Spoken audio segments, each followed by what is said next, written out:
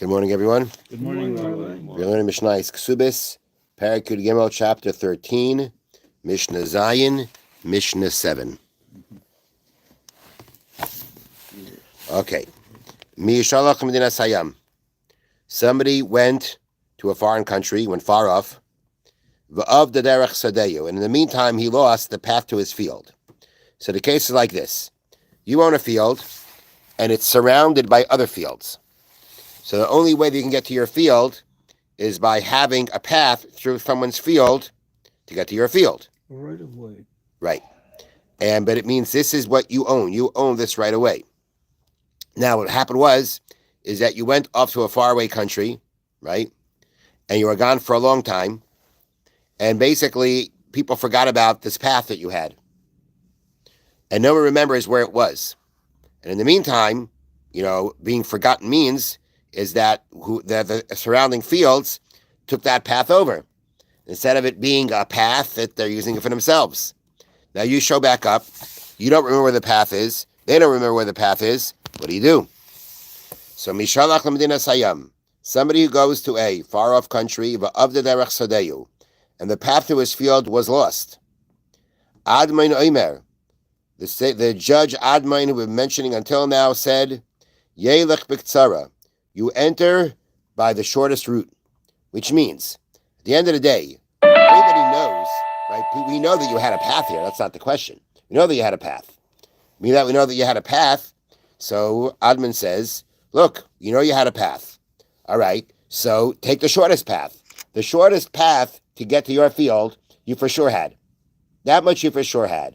We just don't know exactly where it was, but that much you for sure had. And if that's what you for sure had, then we say, okay, that's what you have a right to. The Chachamim say, they argue, that's been the pattern here in all the Mishnayos. You have Admain and the Chachamim arguing, and the Chachamim say like this: he has to buy for himself a path, even if it costs 100 manas. You know how much 100 manas are? $10. No, I mean in silver dinarim, in the coinage of the Mishnah.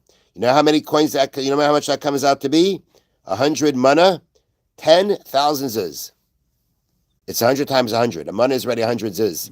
100 times 100, 10,000. Meaning to say, if it takes you to your choice like this, you could buy a field that the owner can demand even 10,000 zuz from you to get that path back, or yifrach ba'aver, or fly in the air. Get a helicopter, get a glider, and fly in and fly into it. But basically, according to the Chachamim, you've really lost it. You've lost your right here. All right, so we need to elaborate here what's going on. Now, as I said before, the case is, or the scenario is, that you have a field in the middle and there are other fields surrounding. Okay? Now the question is like this. First of all, how many people own this field? These fields. The fields around you, are they owned by one person or by four people? If they are owned by one person, meaning there's this one person, let's just keep it simple. This is something that, for years and years and years, these fields were in his family's possession, and he's been passed down from generation to generation. You've got one owner of all those fields that surround his field in the middle. So then everybody agrees, look, did the guy have a path? Everybody knows he had a path. We just don't know which path it was. So if everybody knows he had a path, so therefore the owner has to give him something, right? We know that he had a path. He had a right of way,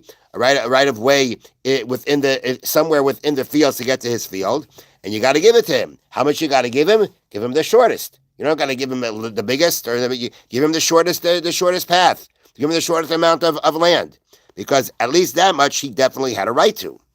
Okay, in that case, no one argues. This is what the Bartanura speaks out. No one argues in that case. What if the case is that the four fields surrounding his field are owned by four different people? What happens then? So then what can happen is like this. They can all be very not nice to him, and they could say, look, right, you claim, or we know that you had a path somewhere, but by whom? Who do you have the path by? You had it by me? Who says? Maybe you had it by him. each one of them can basically push him off and say, you have no right to come to me and demand a path, because who knows, amongst the four people, who knows which field the path was? And there's no way to prove it otherwise. No one has to go in and be nice and say, okay, I'll give you a path. Who says you had it in my land? So it's true. In someone's land, he had it, but each one can say, who says it was in my land? Prove it. So in that case, everybody agrees, including Admon, that the guy's stuck. The question is like this. The case is like this. The case where they argue is the following. There is one person owning all four fields, but but we know that he purchased it from four different people, and he's got the documents about it. He's got the bill of sale on each one of these fields. He bought from the originally four people who owned it, and he went ahead and he bought it off of the four people. Okay, so there's one owner now, but he's coming from four owners. He has four bills of sale from each one. And were he to return each bill of sale to the owner, to the original owner, this is what I'm not 100% clear about.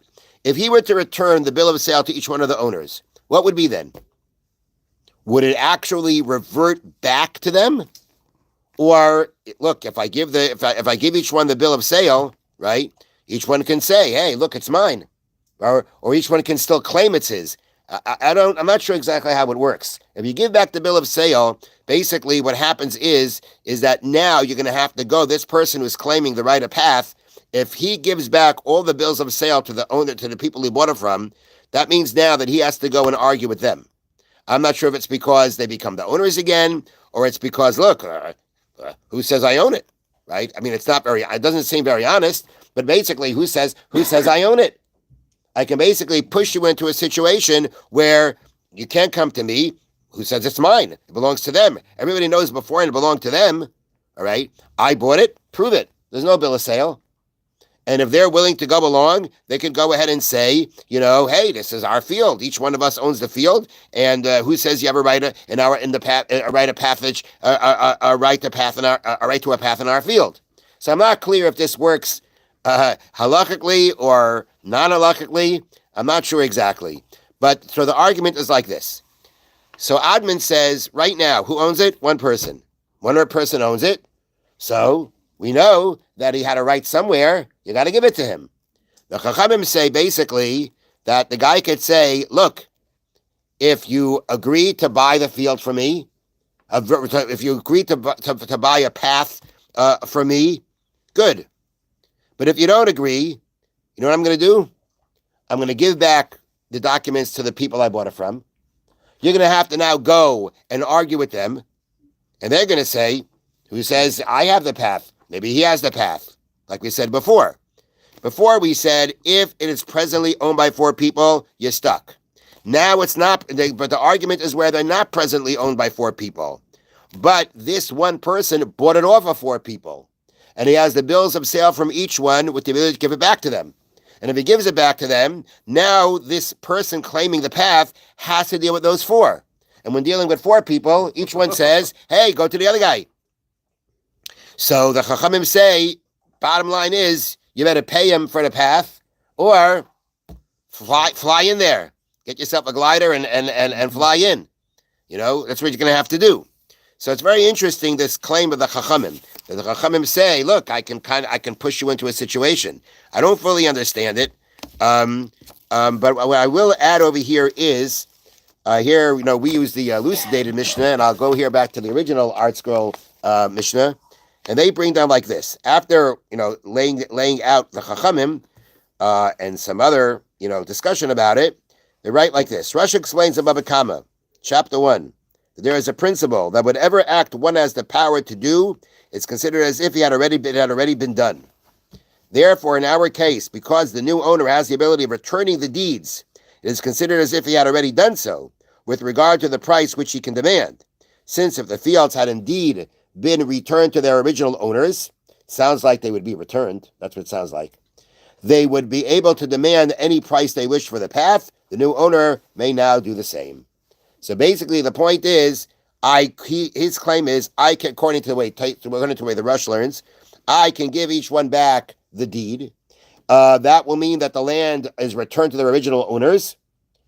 Again, does it mean by law or not by law? I'm not 100% sure, but in a practical way, it'll be returned to the original owners. They could then push him off. Each one can push him off, and he'll be stuck. So you know what? The one guy now has the same power. Meaning the point of the rush is you don't have to give back those documents to those original owners to have the power. The fact that you can do so, right, and have the upper hand on that person already says you've got that power now. Basically, you take over their power. And the same way they could push you off, you can put the same way they could push him off, you can push him off.